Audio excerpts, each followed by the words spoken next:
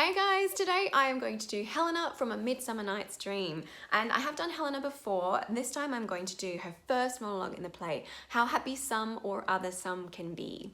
This is a fabulous comic monologue and actually quite a simple one in terms of the language. So if you're new to Shakespeare, this is a great one for a comic, if you need a comic monologue for an audition or exam. So I'm going to talk about how to play Helena, and I'm also going to talk about what she's saying. So if you're new to Shakespeare, I'm going to break it all down and help you make those decisions, because the tricky thing about Helena is actually not really the Shakespeare part, it's actually the acting part of her, because she is basically kind of a whingy character. That can be really funny. She's supposed to be funny, but it can be a little bit grating. So if you're doing an audition and you're playing this kind of like, she's always like, why me? And nobody likes me.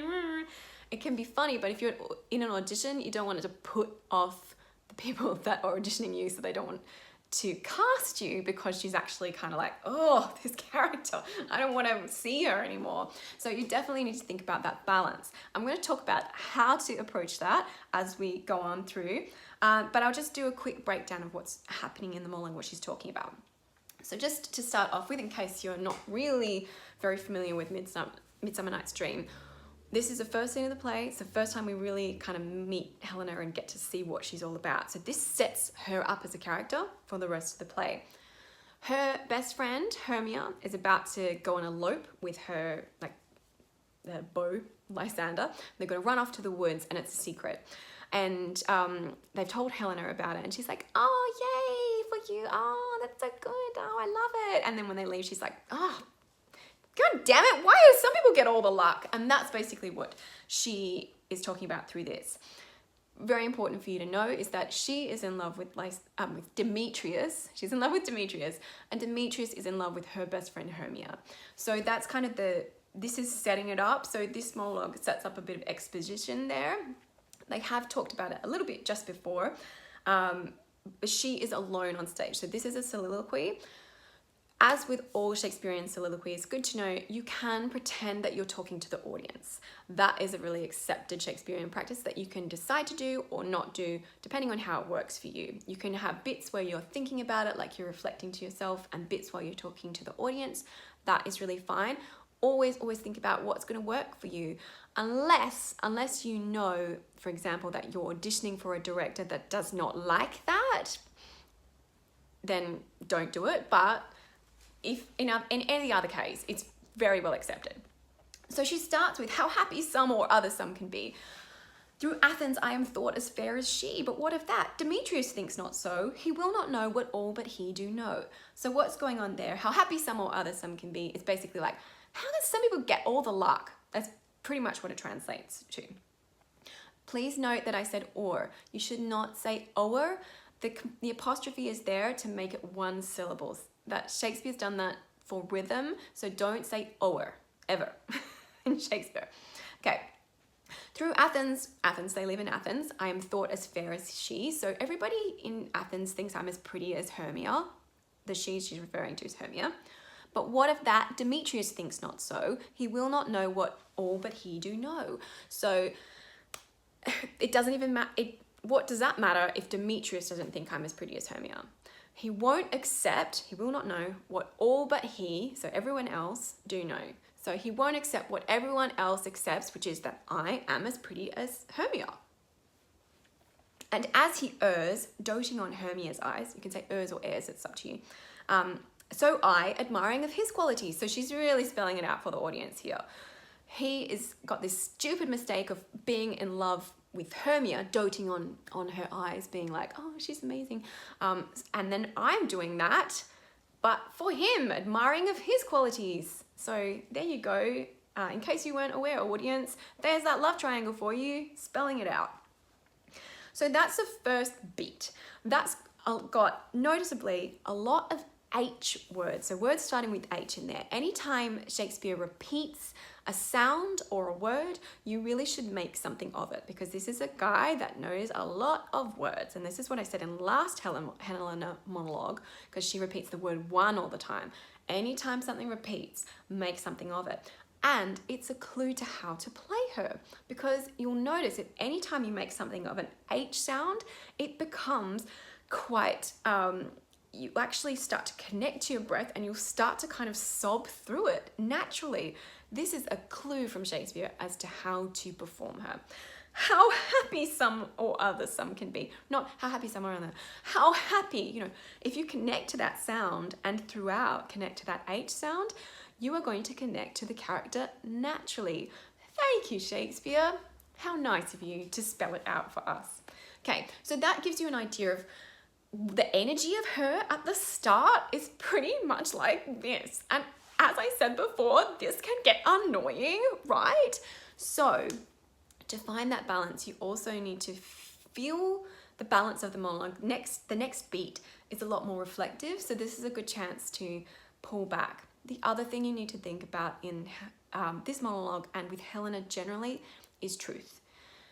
If you see this kind of character in any contemporary movie, for example, and the one that comes to mind for me, strangely enough, is Jack Black in the recent Jumanji remake, or the like 2 remakes, where he has that character Bethany, especially in the first one. I think it's different in the second. Anyway, and she's that sort of like ditzy blonde, dumb blonde thing, annoying blonde at the beginning. That's that, which is funny because he's a big guy overplaying this, oh guys, and it's funny, but also as it goes on, we start to see the real truth of that character and we start to relate, we start to connect.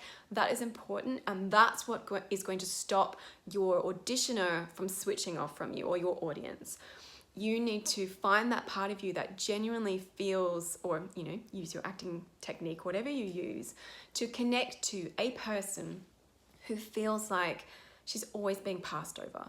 People, for some reason, even though she's supposed to be as pretty as other girls, and particularly Hermia, she always comes in second, every time.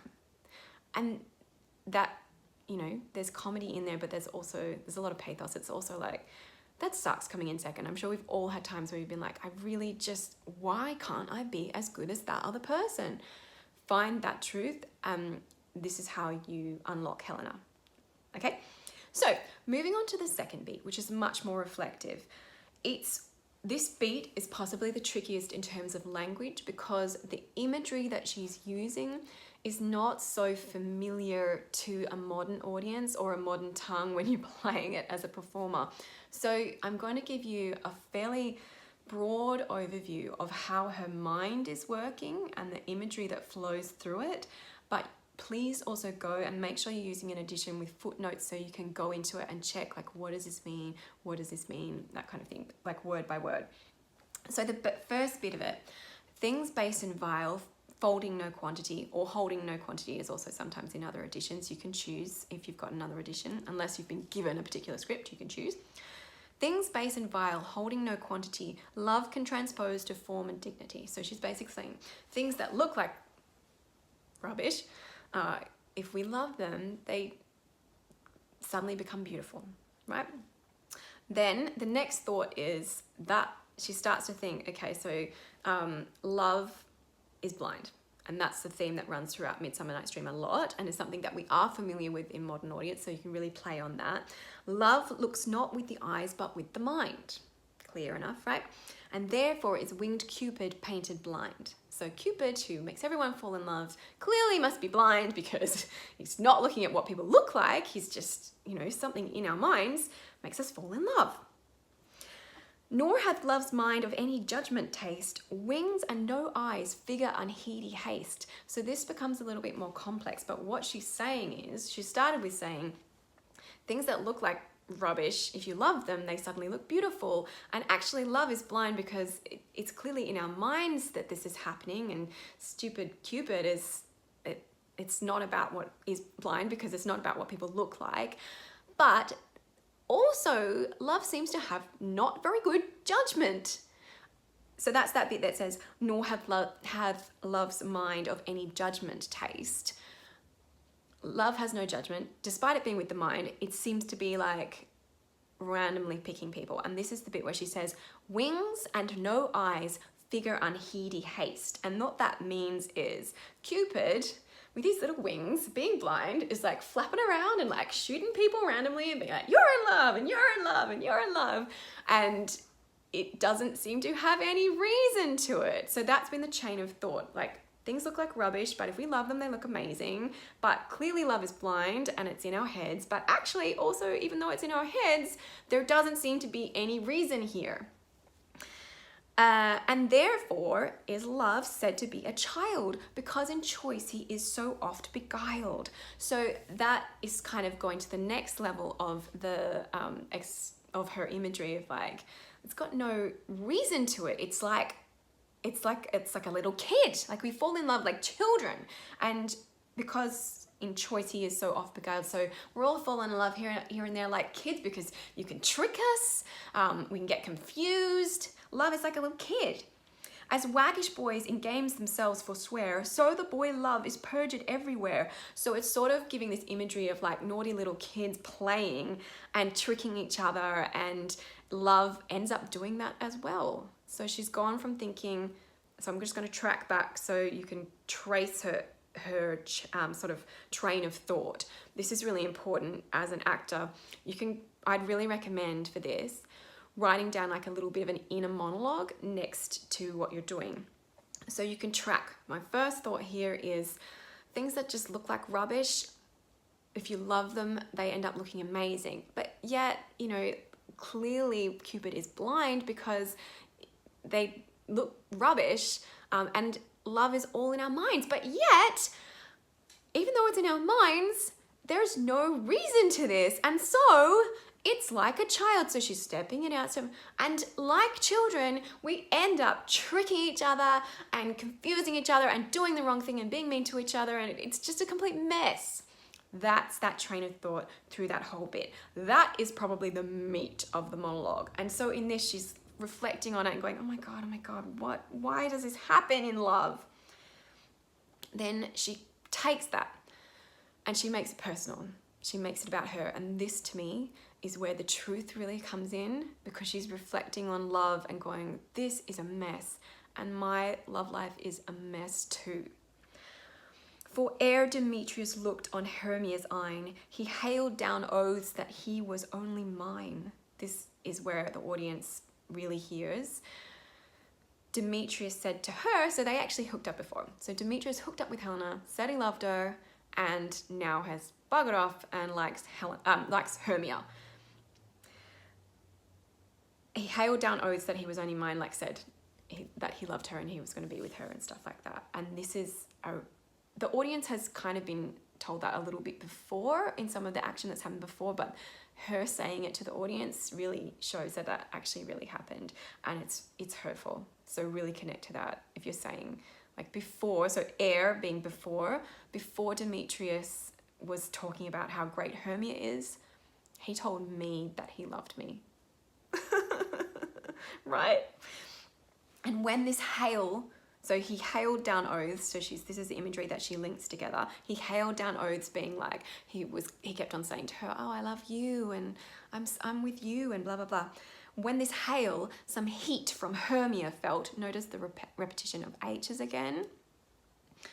Some heat from Hermia felt, so as soon as Hermia popped up, and it's interesting that she says some heat from Hermia, which gives me the impression that Hermia did something to get Demetrius to like her, which is interesting in terms of the impact on the relationship between Helena and Hermia. So something as an acting choice to think about there is how does Helena really feel about Hermia? Because they're best friends, but does she actually kind of feel a bit betrayed? And how could you layer that in? And that's another bit of truth that you could play. Don't make it a big like, oh, Hermia did this, but they're still friends. It's like, oh, if you've watched Glow, the relationship there with like the cheating and watch that. Anyway, good example. So he dissolved and showers of oaths did melt. So I'll put that together. For ere Demetrius looked on Hermia's eyne, he hailed down oaths that he was only mine. And when this hail some heat from Hermia felt, so he dissolved and showers of oaths did melt. So he's hailing down these oaths on her. I love you, I love you, I love you. Hermia pops up and for some reason puts a little bit of pressure on, and he's like, oh, and the hail melted. The showers of oaths melted away, so he stopped. So that's another beat. And that's probably where it starts to picks up again. She's made a decision. You need to clearly show in your acting choices. I've had a thought. I've made a decision. I will go tell him of fair Hermia's flight. She's not supposed to do this. It's supposed to be a secret that Lysander and Hermia are running off the woods to get married. I will go tell him. I'm going to tell Demetrius. Then to the wood will he tomorrow night pursue her. So then he'll follow her. And this is another thing she's going to be thinking through. Now, a good thing to know with Shakespeare is that you need to think it through while you're speaking. Don't take pauses and think. And for this intelligence, you have to play it through the line. And for this intelligence, if I have thanks, it is a dear expense. So she knows, hang on, this intelligence being, if you tell Demetrius, if I have thanks, being like, even if I kind of win. So what she's thinking here is, I know, I'll send Demetrius to follow Hermia into the woods. So he'll see her getting married to Lysander.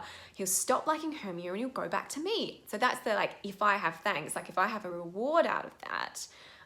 Or maybe Demetrius will just be like, I'm really grateful to you, Helena, for telling me about this. Let me show you my gratitude, like wink, wink, nudge, nudge.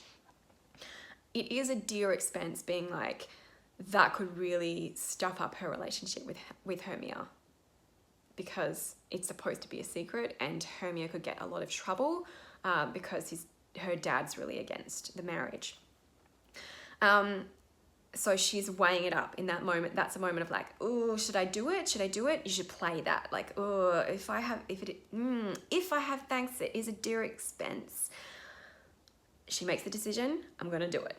But herein mean I to enrich my pain, to have his sight thither and back again. So she's really just spelling out there, you know what, I'm going to make this pain worth it.